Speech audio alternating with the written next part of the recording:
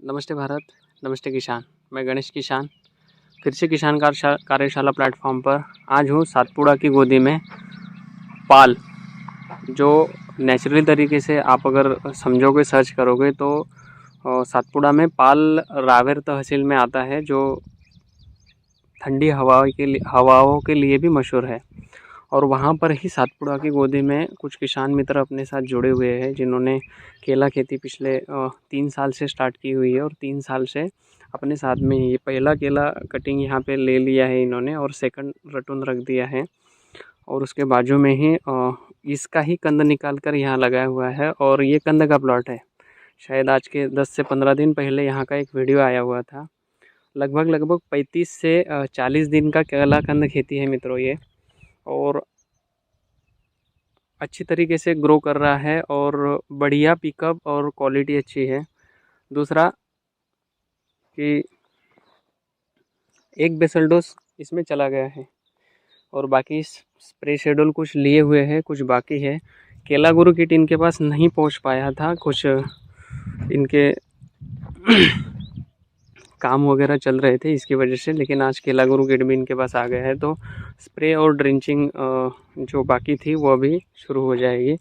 लेकिन जो ट्रीटमेंट किसान कार्यशाला की तरफ से, एज ए गणेश किसान की तरफ से जो मिली हुई है, उससे लगभग किसान समाधानी है, संतुष्ट है। आइए किसान से ही पूछते हैं हम लोग कहाँ पर है, क्या इनका एक्सपीरियंस रहा और क्या अनुभव रहा। नमस्ते भैया। नमस्ते। आपका परिचय बताइए, हम लोग कहाँ पर है। मेरा नाम अयूब खान है। मैं पाल तालुका रावेर, ज़िला जलगांव। ये 28 जून का प्लाट है, कंद लगाया है। किसान कार्यशाला के साथ जुड़े हैं हम, और गणेश भैया की गाइडलाइन से चल रहा है सब। अभी आज गणेश भैया ने केला गुरु का ये जो प्रोडक्ट है वो लाए हैं।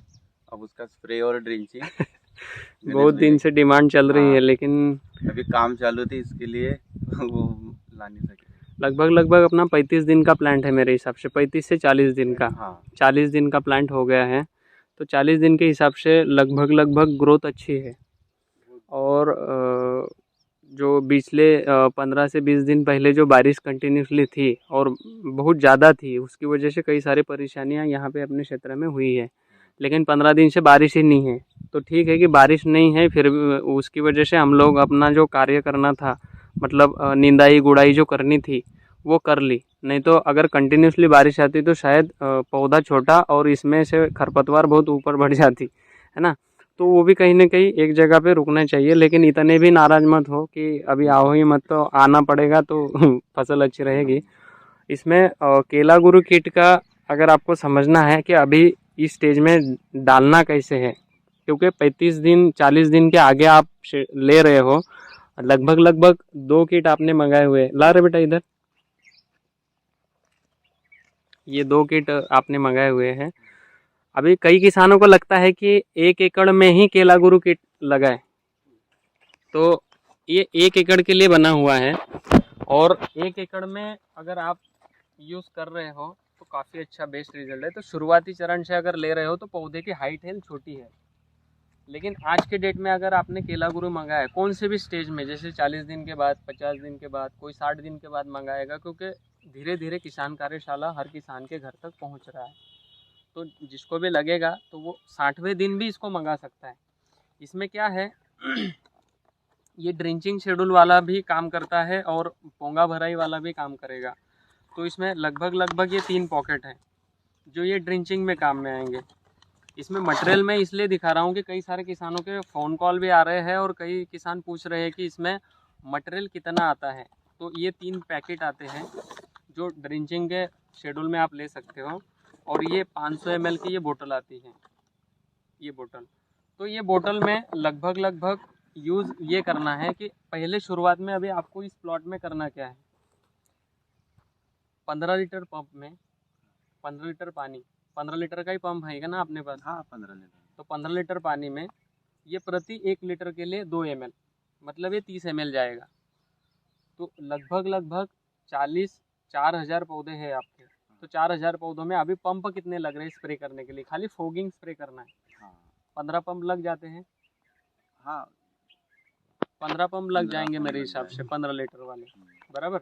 मतलब 200 लीटर का मिश्रण लग जाएगा मेरे हिसाब से। 200 लीटर पानी लग गया तो 200 लीटर पानी में ये 400 ml डालना है। उसमें 3-19-19 2 किलो लेना है। मैग्नीशियम सल्फेट ये इसलिए लेना है ताकि आपके पौधों में थोड़ा सी ग्रीनरी कम है, तो वो 400 ग्राम ले लेना है, बराबर। 400 ग्राम वो लेना है। और उसमें सिलिकॉन बेस्ड स्टिकर जो है वो मिला लेना है आपको 40 ml। पूरा घोल बनाओ और इसके ऊपर अच्छे से फॉलियोर स्प्रे कर दो, कोई दिक्कत नहीं रहेगी, कोई नहीं रहेगी। कई जगह पे आपने बोला कि अल्ली है, तो अल्ली अगर है तो आपको प्रति 1 लीटर के लिए मैंने बोला था कि 1 ml आपको क्लोरोसाइपरमेथ्रिन लेना है। 50-5 का कॉम्बिनेशन आता है, तो वो अल्ली के लिए काम कर लेगा। तो आपने अगर 200 लीटर पानी लिया हुआ है तो 200 लीटर पानी में आपको 200 ml क्लोरोसाइपरमेथ्रिन डाल देना है, ताकि वो अल्ली के लिए भी काम करे। और 100 ग्राम कार्बनडिज़म मैनकोजेब, क्योंकि आपका बाजू में प्लॉट लगा हुआ है तो यहाँ पे करपा सिगाटोका की समस्या है। तो हवा और वातावरण में नमी है, आर्द्रता ज़्यादा है, तो ह्यूमिडिटी के कारण ये स्प्रेड होगा। तो इतने छोटे पौधे के ऊपर तो अभी दिखेगा नहीं, लेकिन नीचे वाले पत्ते के ऊपर ये स्प्रेड होगा। ये तो नॉर्मल तरीके से जा रहा है, लेकिन आज बारिश नहीं है। जिस दिन बारिश कंटिन्यूस लगेगी तो हो सकता है कि इस दिशा से ये स्प्रेड हो। तो कार्बनडिज़म मैनकोजेब का अगर स्प्रे लेकर रखते हो तो ये प्राइमरी ट्रीटमेंट रहेगा, पौधे के बॉडी के ऊपर रहेगा। तो इतना आपको इसके साथ में स्प्रे में लेना है।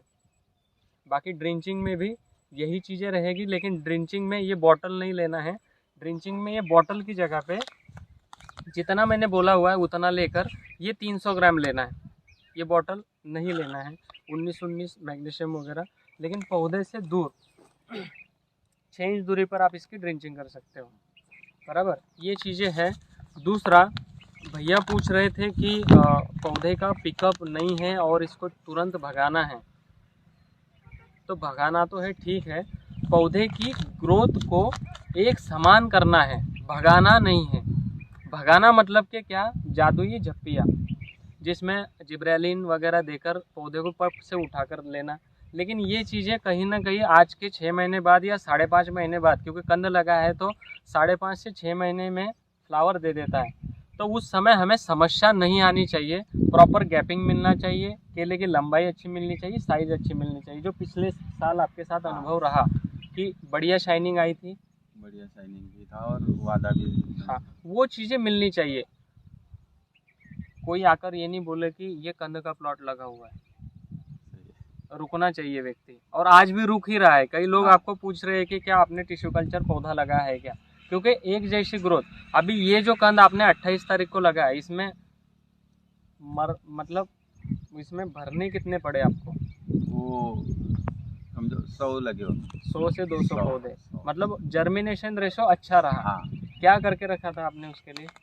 ये जो कार्बनडिज़म मैनकोजेब और क्लोरो जो बताया था अपना किसान कार्यशाला का, उसका ये उसको भिगो के रखे 7-8 दिन और ढक के रखा। हाँ, फिर एक सामान जो थे जो निकले थे वो लगा दिए एक साथ। अच्छा, मतलब आपने उसकी भट्टी लगा के रखी थी, हाँ। कंद निकाला, कार्बनडिज़म मैनकोजेब 200 लीटर पानी में डालकर जो बोला गया था, पोटेशियम में, हाँ, वो सब डालकर उसमें कंद को डुबोकर एक जगह पे थप्पा लगाकर उसको पूरा ढक दिया था। हाँ। ढकने के बाद जब बाप हुआ, जब जड़ें आई या हाँ। थोड़ी थोड़ी सुंडियाँ आई, उसके बाद में पौधे को लगा दिया एक 7 से 8 दिन के बाद। हाँ, उसके बाद में जर्मिनेशन रेशो जो रहा वो 100% रहा, बराबर। अभी 100 पौधे या 200 पौधे मरना ये तो पौधों में होता ही है। कंद अगर लगा रहे हो तो 10 से 15% मॉर्टेलिटी मेरे हिसाब से आती है, क्योंकि कई पौधों में 15 से 25 दिन का समय लगता है नीचे से सेंटर पोंगा देने में, तो उतनी तो समस्याएं आती है।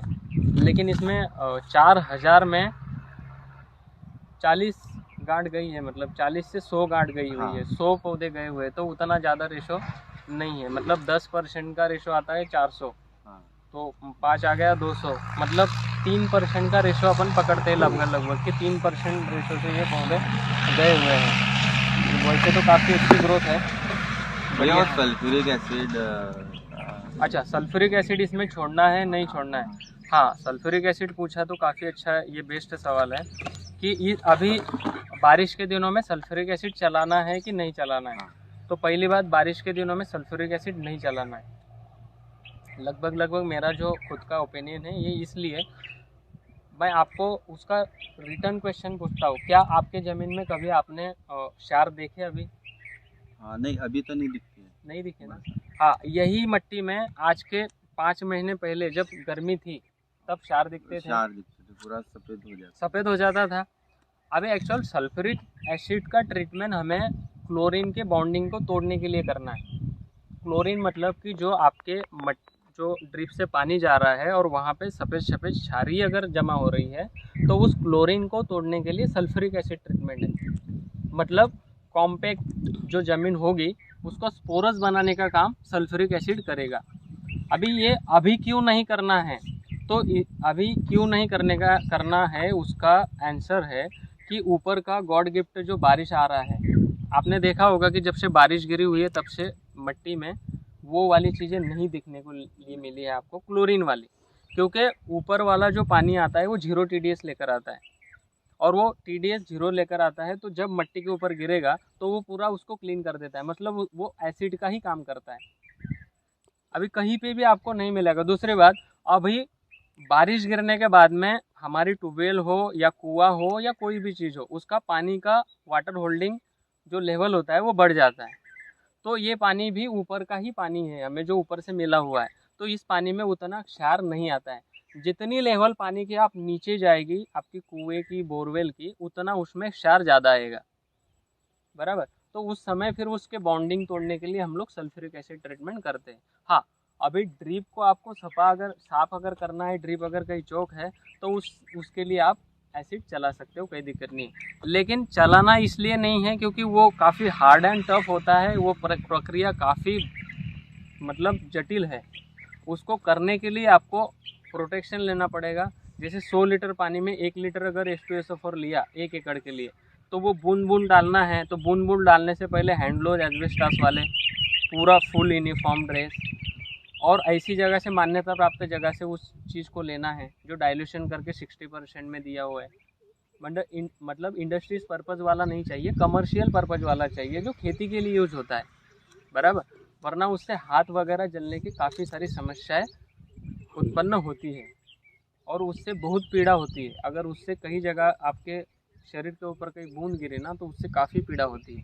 तो उन चीज़ों को, हमारे खेत के लिए वो वरदान है, मिट्टी के लिए भी वरदान है, लेकिन इन सारी चीज़ों को प्रिकॉशनली करना है हमारे खेत के लिए। आप कर सकते हो, डाइल्यूशन के लिए भी अच्छा है, मट्टी के पीएच के लिए भी अच्छा है, लेकिन लगभग अभी बारिश आने के बाद में हर मट्टी का पीएच मेरे हिसाब से लगभग समान हो जाता है।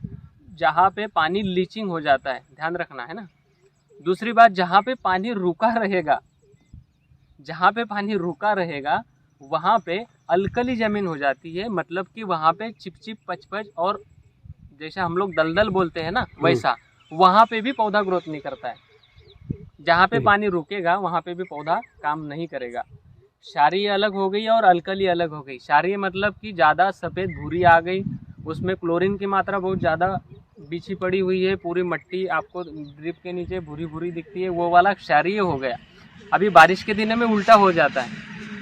अभी अल्कली बहुत ज़्यादा मिलती है। अल्कली मतलब क्या कि हमारे खेत का पूरा 4 एकड़ का अगर प्लॉट है तो कहीं ना कहीं एक जगह पे पानी बह के जा रहा है, तो उस क्षेत्र में जहाँ पे पानी रुका हुआ है वहाँ पे आपने देखा होगा कि पौधा बैठ जाता है, पीला हो जाता है, वहाँ का पानी नहीं सूखता है, तो वो क्या होता है, अल्कली हो जाती है, उसका पीएच कम हो जाता है।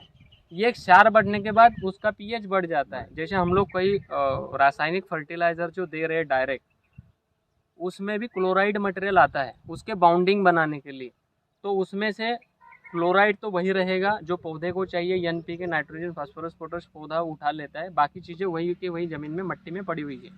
उसके बॉन्डिंग को तोड़ने के लिए भी सल्फ्यूरिक एसिड का प्रयोग किया जाता है, और आपने किया भी है बाजू वाले प्लॉट में, उससे कई रिजल्ट मिलते हैं। लेकिन अभी मत करो, थोड़ा बारिश का दिन निकलने दो, उसके बाद में कर सकते हो। लेकिन ड्रिप अगर बंद है, चौक है, तो उसके लिए पहले 20 से 25 मिनट पानी चलाओ, उसके बाद में एसिड चलाओ, और उसके पीछे 1.5 से 2 घंटा, क्योंकि मट्टी गीली है, 3 घंटा पानी चलाना है। ये होता क्या मैं बता रहा हूँ, जितना आप ड्रिप से पानी दोगे उतना आपने यहाँ पे दिया हुआ जो भी फर्टिलाइज़र है, अपन तो रासायनिक ही कर रहे हैं, हाँ उतना उसका रेशो, जैसे कैल्शियम, मैग्नीशियम, पोटेशियम, जिसके आगे यूएम लगा हुआ है, ये हेवी मेटल्स होते हैं, ये पूरे मिट्टी में पानी के साथ में नीचे चले जाते हैं।